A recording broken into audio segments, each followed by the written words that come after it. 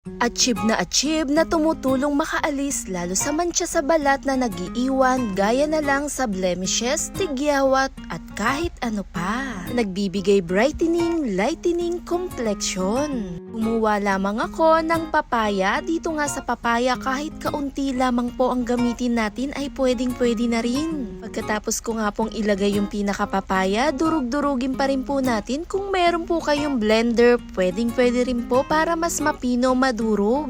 Pagkatapos, kumuha lamang po ng maliit na lemon, kunin yung katas nito. Direktang piga-pigain doon mismo sa pinakapapaya natin.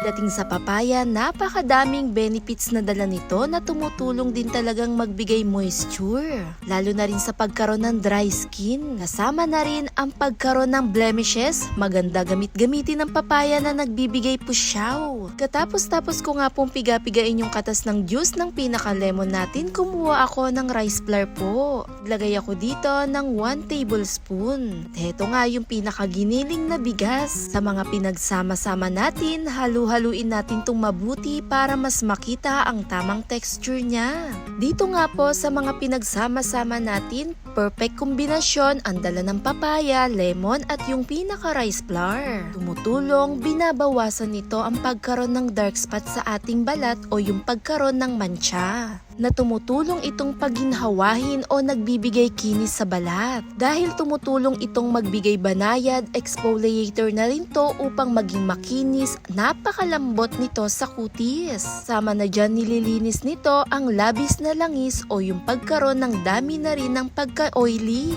Dahil dyan din talaga nag-uumpisa yung nagkakaroon tayo ng acne breakout. Pagdating sa blemishes, lalo sa ating mukha, maraming pwedeng pinagmulan ito. Andyan na yung acne, pagkaroon ng pimples, ng blackheads, ng whiteheads, o yung pagkaroon ng pores natin o yung labis na langis sa ating balat. Ilagay lamang ito sa maliit na paglalagyan, pwedeng magamit to pang araw-araw at idirekta natin tong imas sa ating mukha. Dahan-dahan po i-relax at dahan-dahan natin tong i-massage. At dito nga po sa ating ginawa, sa mga sangkap na pinagsama-sama natin, makakatulong to lalo na rin sa pagkaroon ng blemishes na nagbibigay bright to, lightening sa kutis dahil ang papaya magbibigay sa ating balat ng pagka-moisture na tumutulong labanan ang pagka-dry. Napakaganda gamitin na makakamit natin yung gusto natin. Binabawasan nito ang pagkaroon ng dark spot, melasma o pangingitim sa ating balat lalo sa mukha.